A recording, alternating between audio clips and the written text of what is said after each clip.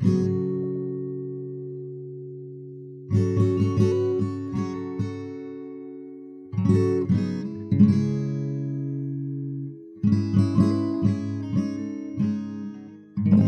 first citywide wireless phone network in the world was built in Japan. It began its life in Tokyo in 1979, before expanding to cover the whole of the country over the following 5 years. Denmark, Finland, Norway, and Sweden were the next to get this first-generation wireless phone service in 1981, followed by the city of Chicago in 1983, and locations throughout the UK, Mexico, and Canada in the mid-1980s. The main distinction between that first-generation wireless phone network and the second-generation network that followed was the nature of the signal that was utilized.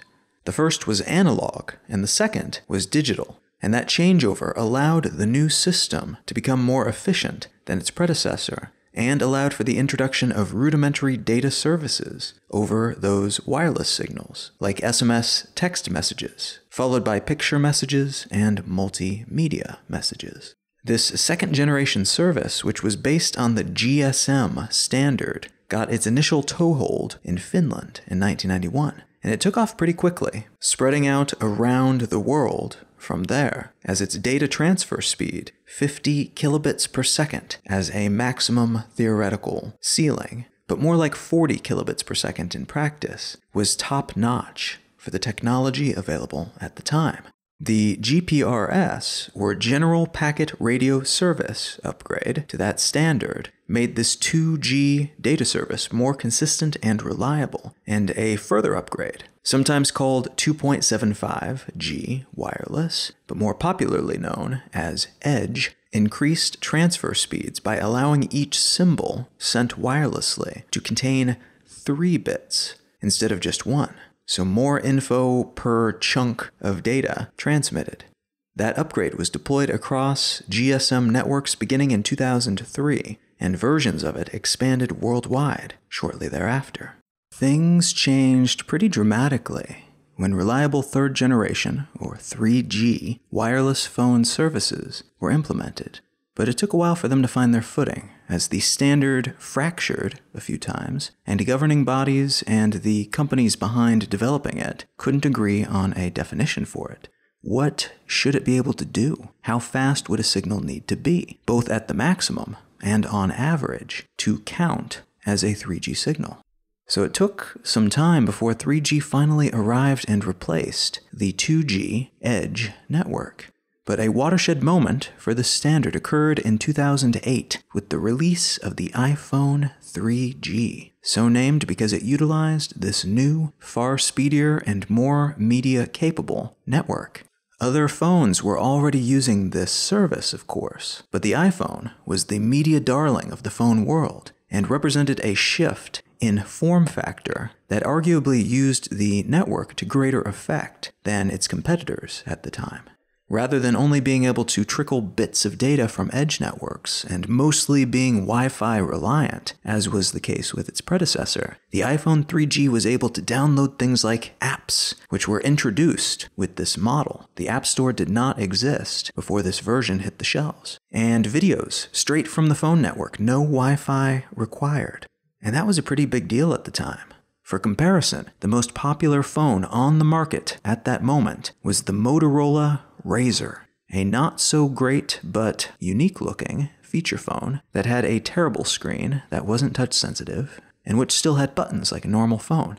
It also flipped open, like most phones at the time. This was an era before everyone had a powerful computer in their pocket, when most people still considered their phones to be just phones, and used them accordingly. If you look at a lineup of what was popular back then, it's easy to see why the iPhone stood out, and why most phones did not have much use for this faster, more media-capable network quite yet.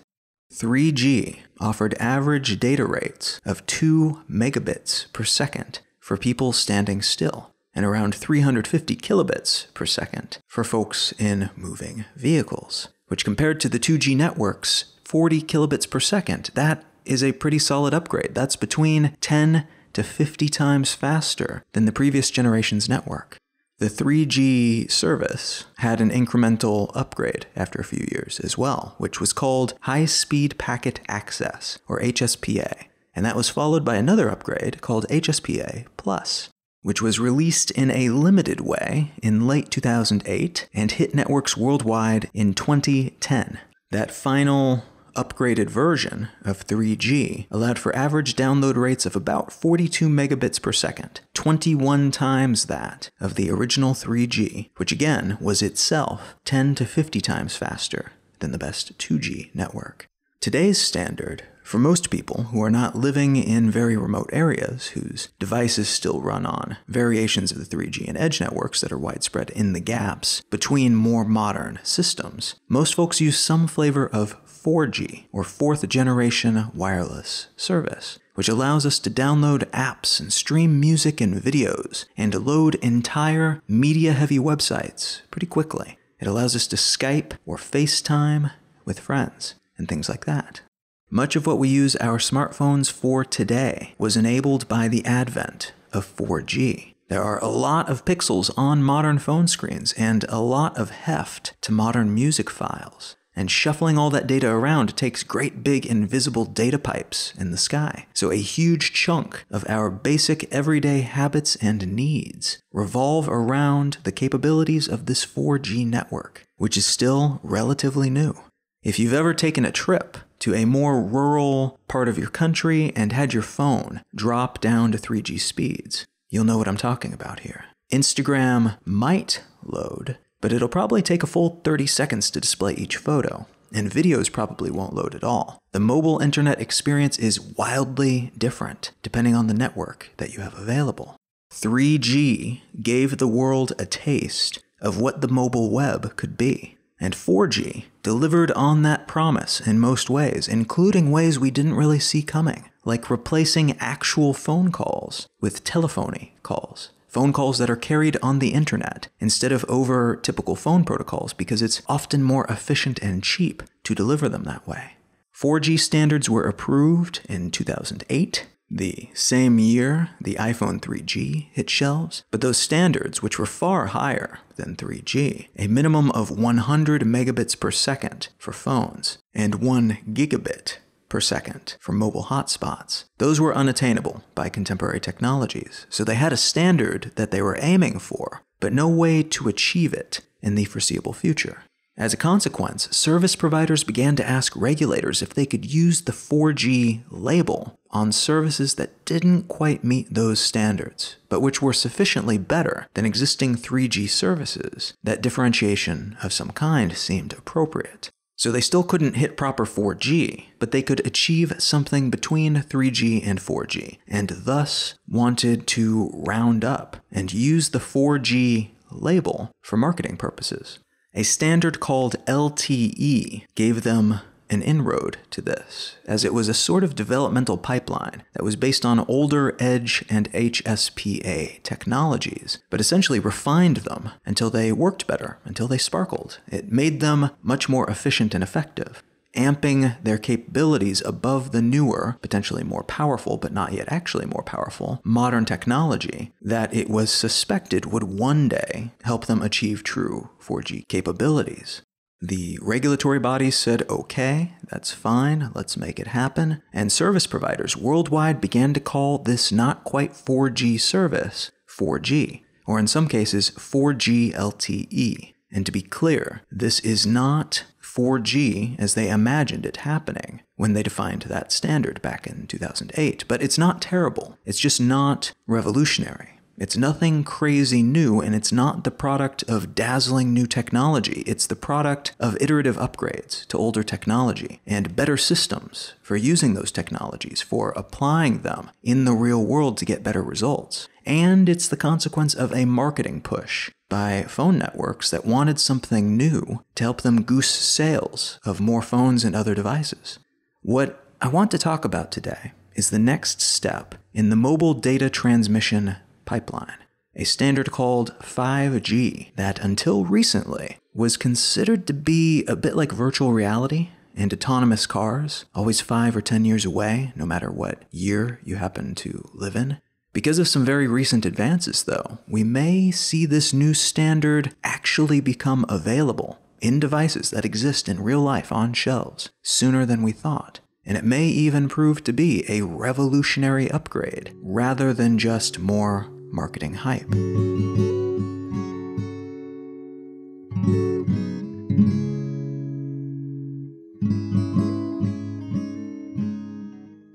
You are listening to Let's Know Things.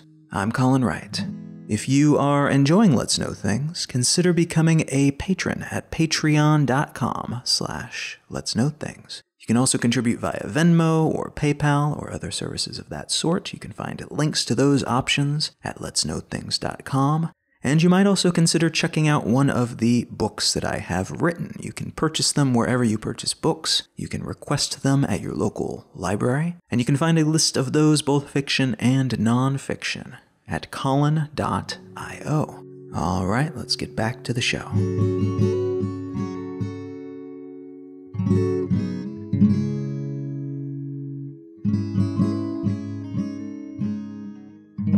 The article I'd like to unspool today comes from CNET, and it's entitled, "Qualcomm's New Chips Fix a Major Problem for 5G Phones." As has been the case with each preceding generation of wireless data service, 5G has been in the works for a long time, and rough standards for it were dreamed up years ago. Unfortunately, though, this time around, the developers working on its components ran up against some hard limitations in the methods and systems they were using. It's still possible to squeeze more speed and bandwidth out of existing technologies, the ones being used for 4G. But at a certain point with any technology, you kind of need some new approach, something that will enable a revolution rather than just more evolution. The tech behind today's conception of 5G, one that is backed by an understanding of how it can be done, rather than just theoretical numbers we'd like to maybe hit somehow, is predicated on using higher frequency radio waves than the ones that are currently being used for communication purposes. If you think about radio waves with their up and down curves, the number of complete curve cycles you can fit within a fixed space determines its frequency. So a smaller wavelength equals a higher frequency because it can bend up and down more times than more stretched out curves. The length of the wave, the wavelength, being smaller. The entirety of the radio spectrum is broken up into bands, each of which, we've discovered, is useful for different things. The whole of the radio frequency is a band that extends from 30 Hz to 300 gigahertz.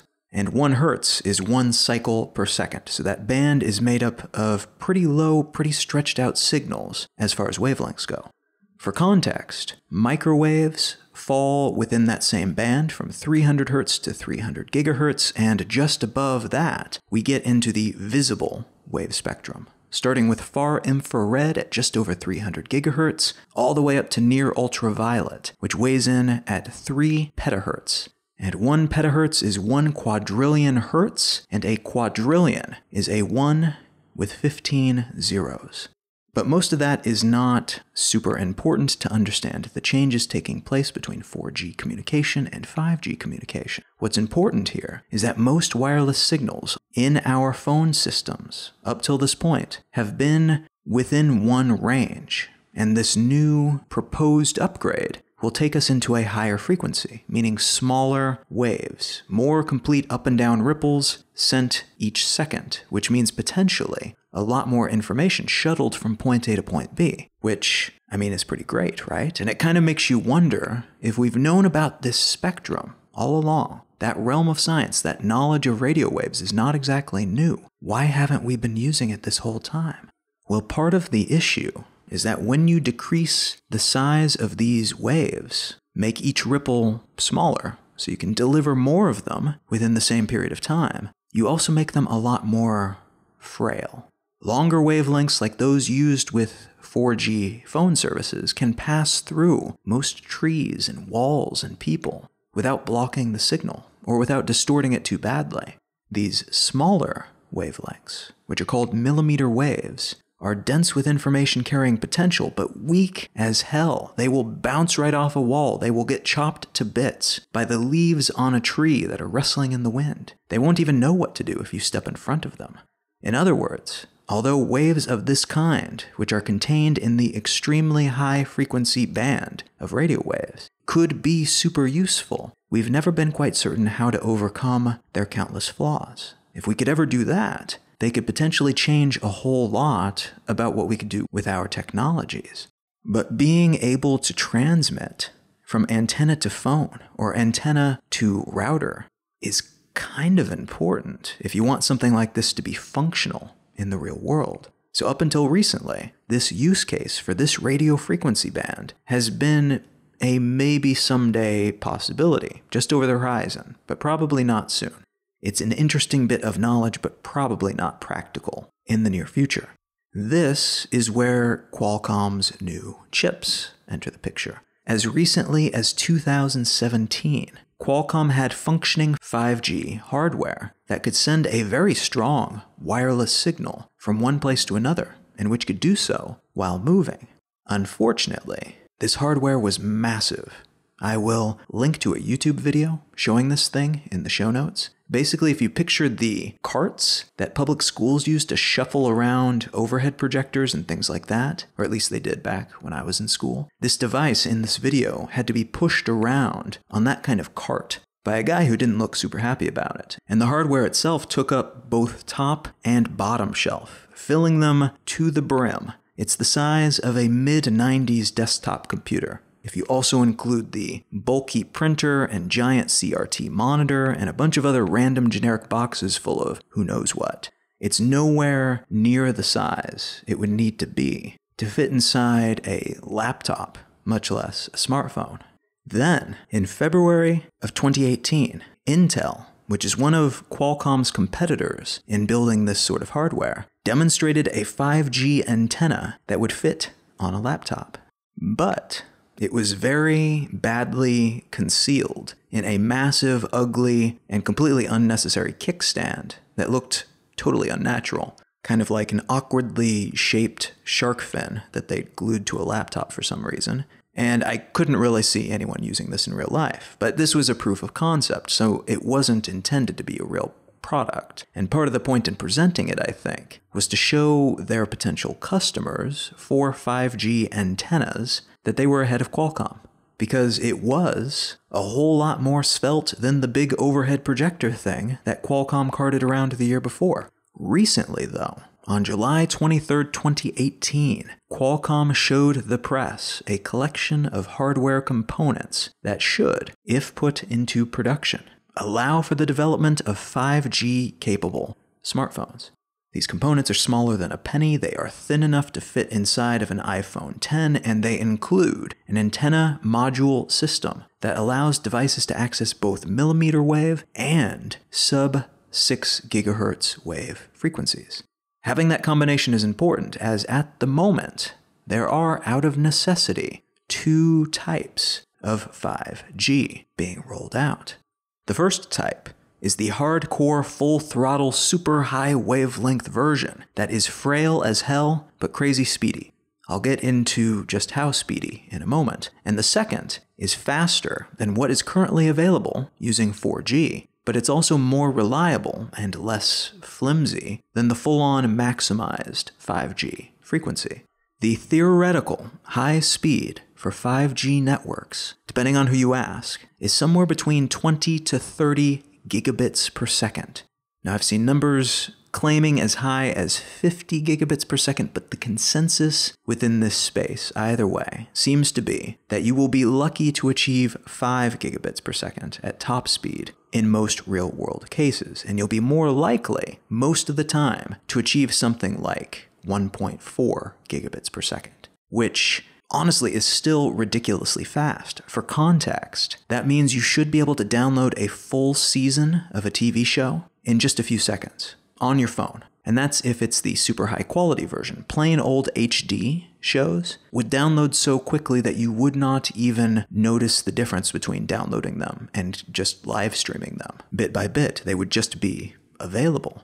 The slower but more reliable version of 5G is predicted to average about a third of that speed, somewhere around half a gigabit per second, which is around 400 to 500 megabits per second.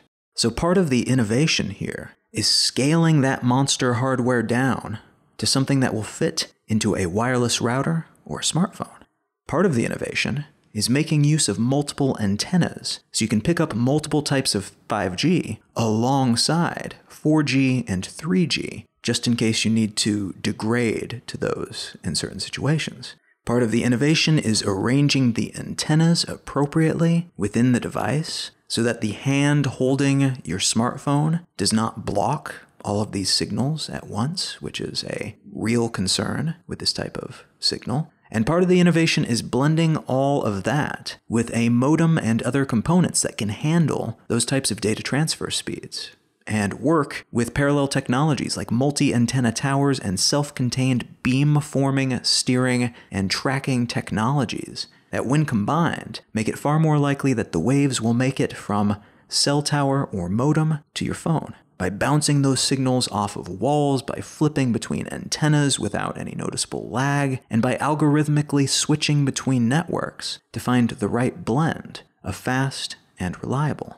This technology has been predicted to arrive on the consumer market, most prominently in smartphones, in 2020. But in some countries, like South Korea, and in some cities within the US, the technology is expected to arrive sometime in 2019, and with pieces of the network in place and partially available for very limited use cases by the end of 2018. The technology will initially be released for some very specific use cases that play to its strengths and which play down its weaknesses. We'll be seeing some mobile hotspots that utilize the technology early on, and some higher-end smartphones as well. But availability for the service, even if you have the right phone for it, will be severely limited only to major cities at first, and even then, mostly inside of certain buildings within those cities during the initial rollout. This will allow those companies running these services to install some of their initial infrastructure in an enclosed, controllable environment, and to tweak it appropriately. And it should present a testing ground for people who have a 5G phone and who want to see what all the fuss is about. I am guessing it will also see some early use inside of event spaces, like stadiums and theaters, to increase the amount of bandwidth on offer, and again to present the concept to a larger number of people in a public space. So they'll know why they should want to have it at home, at their office, and on their phone. It makes the case for why they should update their phone, even if the old one is still working just fine. So there's definitely a marketing component to this roadmap. Before 5G can be rolled out more extensively, though, a lot of new infrastructure will need to be built, including tens or hundreds of thousands of towers and signal repeaters. The optimal situation for this type of frequency is direct line of sight. So if you imagine how much hardware would be necessary to ensure that your device has direct line of sight to a cell tower or signal repeater the majority of the time, that gives you a decent idea of how much construction and upgrading the phone networks of the world will be doing in the coming years.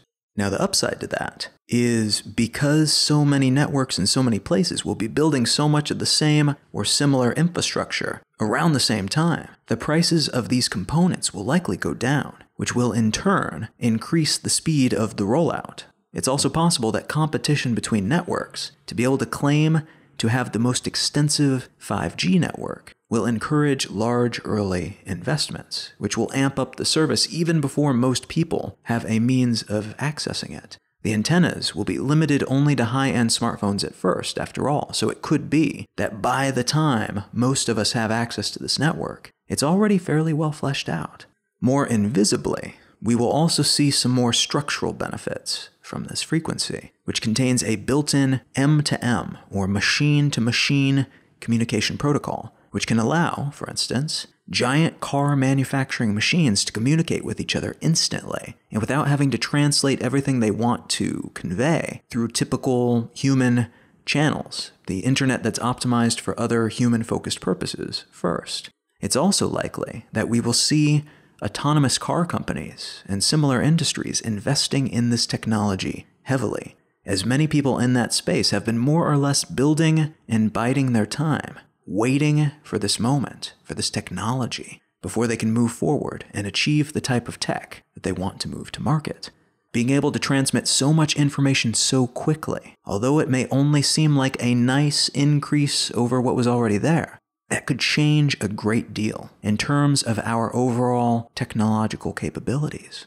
I've mentioned this before, but it's worth repeating. The entire modern mobile internet, with all the apps, all the social networks, all the games, and sending photographs and streaming music, and watching videos and storing things in the cloud, that was enabled by late 3G and 4G technologies. Without those upgrades to what already existed, what technically did the same thing, only slower, much of the media ecosystem, the world we live in, would not exist.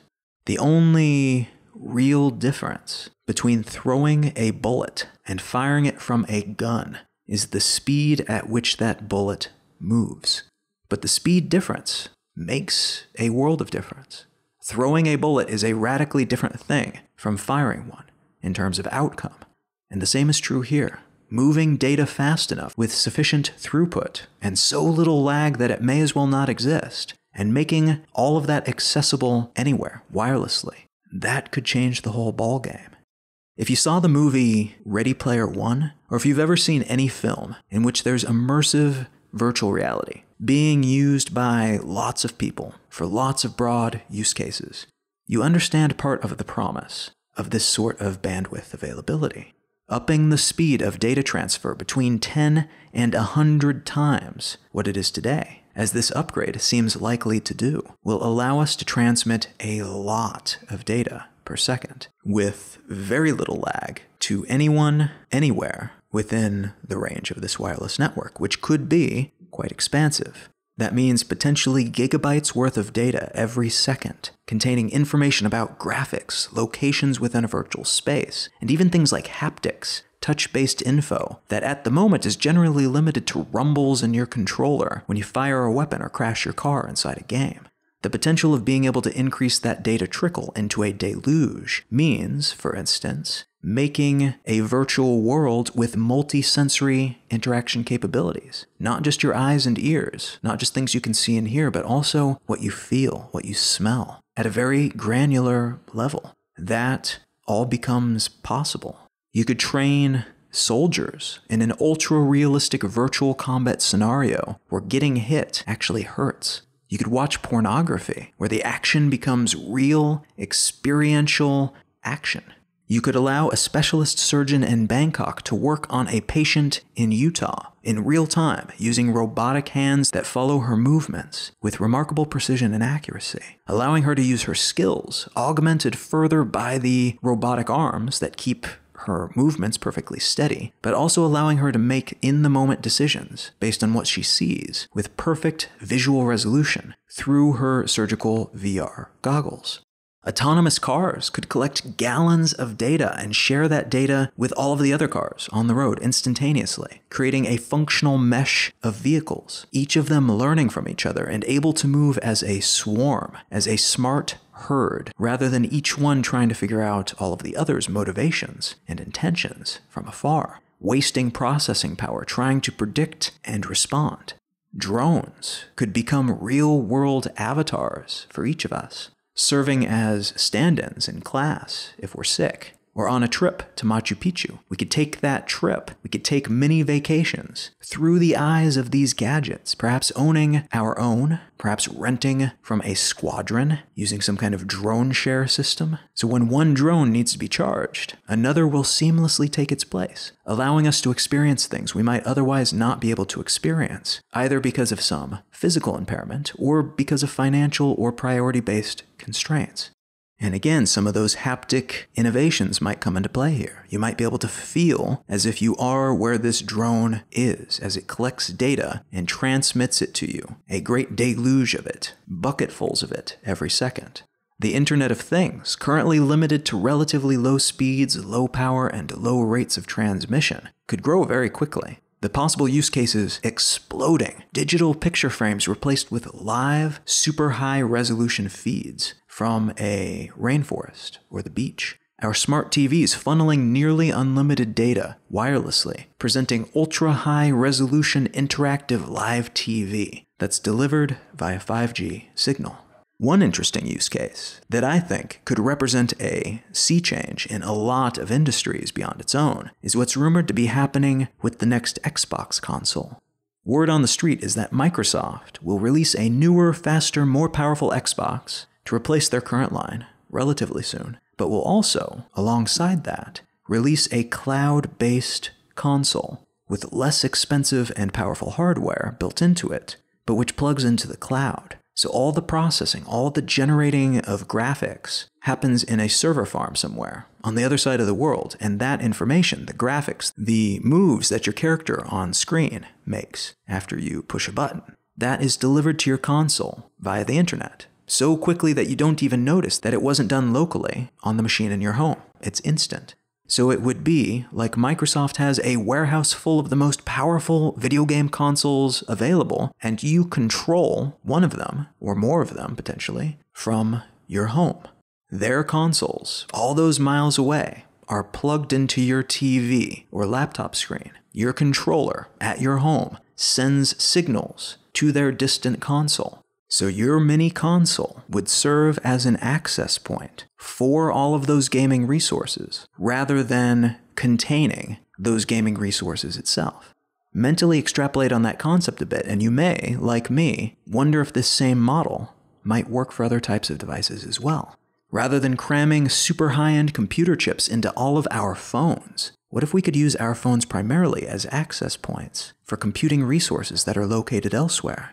If you worked in a space where you knew you would have constant access to a 5G network all day, every day, and you were offered a smartphone of the same quality and polish and finish as the highest-end iPhone or Android phone available, but that phone was just a box with a massive battery and some antennas, more or less, and a nice screen, which allowed it to use far less energy and overheat less, and to have a whole lot more energy in the battery, so that in practice, you would have days worth of battery life on a single charge and even more computing power than before, because it could reach out into the internet via this 5G tunnel and take as much as it needs when it needs it.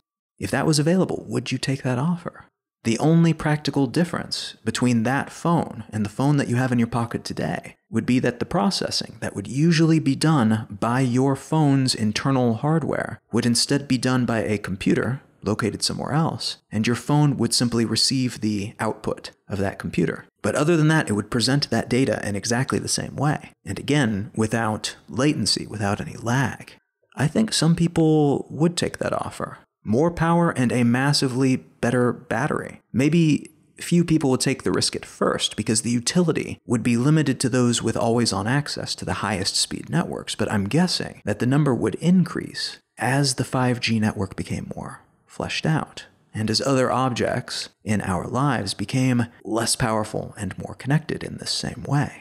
We could reach a point where all of our devices are plugged in to literal supercomputers, stored in giant warehouses, and all we ever have to do is tap into them when we need them, for whatever we need them for, at whatever scale of power we need in the moment for our particular shell of a device. It's a compelling concept, especially as we run into hard limitations on the size of microprocessor components and hard limitations on our battery technologies. This is the sort of thing that could allow us to carry around what amounts to a piece of paper made out of some unbreakable plastic-like material that serves as a screen, and a set of transparent antennas built into it, and very little more than that. We wouldn't need much more because so much would be done outside of the device. It opens up a lot of possibilities. Now, all of that said, we do still have a good long while before this network is fleshed out enough to know for sure whether it will be the innovation of the decade or a big flop. A bit like IMAX theaters. Definitely neat and interesting in their own way, but not something that changed cinema in any serious way. Just one niche option among many, and not very relevant to most people most of the time. There are also concerns that the rollout of this technology could widen the gap between urban and rural dwellers, who are already fairly starkly divided by many things, including their access to today's high-speed internet. If this massive change does happen, it will happen in the big cities first, and if past experience is any indication of what would happen next, it's unlikely that people living in the boonies would get practical access to this newer, better frequency anytime soon. Maybe never. There are still huge swaths of the United States where there's no cellular signal at all. The likelihood that this rollout would be any different than the 4+ network generations that came before is not high. What we could see, though, are smaller towns with affordable housing and a low cost of living investing in this type of infrastructure independently to attract remote workers. I mean, I would be tempted by that kind of thing, especially if the pull is that they've got this super high-speed service, plus there are not millions of people using these towers for that service. So it'll be even faster, potentially, than what they have in Manhattan or San Francisco, and you'll be able to afford a house rather than a broom closet. That would be a pretty compelling argument for some people, in some fields, I think. Some cities, like LA, are preparing themselves for this rollout by putting regulations into place that require companies building 5G infrastructure to build equal infrastructure in underserved areas. So if you want to build in Bel Air, you also need to build in South LA. One other major shift that we will see as a consequence of this, I think, and this isn't a huge leap, as it's already happening, leading up to the change over to 5G, is that mobile data service providers will increasingly focus on becoming not just big dumb pipes through which data is delivered, but also media companies unto themselves. Verizon recently bowed out of a bidding war for Comcast and Time Warner. They had been looking to add those media behemoths to their current stockpile of media companies, which already include AOL and Yahoo. But they're apparently now in talks with Apple and or Google to provide unique content that they can offer on their service.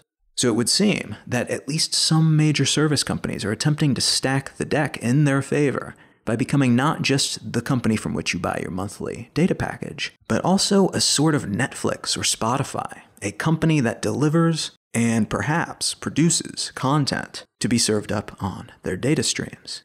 Now that could become a real concern if net neutrality rules are not enforced, or if they disappear elsewhere like they recently have here in the United States, because, for instance, Verizon could lower the speed, lower the quality of music or movies not made by them or companies that they own on their service. They could negatively impact the quality of their competition's offerings to encourage people to use their media services instead. This is something that has already happened in the past when net neutrality rules have not been enforced. We will see whether or not that ends up being a real concern. This could be a flash-in-the-pan moment where mobile service companies are flailing around looking for any advantage in the lead-up to what could be a pretty vicious fight for customers as 5G rolls out worldwide. But it is one more thing to be watching for as 5G plans become available and as more pieces are moved around on the mobile industry chessboard. This 5G thing, then, seems like it's finally going to happen after years of speculation and letdown. And it could prove to be a significant change in not just technology, but society, because of all the secondary effects and potential secondary effects of a revolution within a structural backbone piece of technology upon which we have all come to rely on in countless, often invisible ways. That said, it could prove to be just another upgrade or a shift that's impressive, but not as relevant to the masses as is currently being predicted. Many of these predictions are being made, after all, by companies that have some stake in this technology doing well, either because they are developing the components or the devices that will house those components, or because they are offering the service itself. So it's worth staying optimistic and considering the possibilities leading up to the launch of 5G. But it's also worth keeping your expectations moderated, lest you expect a whole new world to emerge overnight, but only end up getting more immersive haptic advertisements and 3D spam messages in your newly virtual reality-enabled inbox.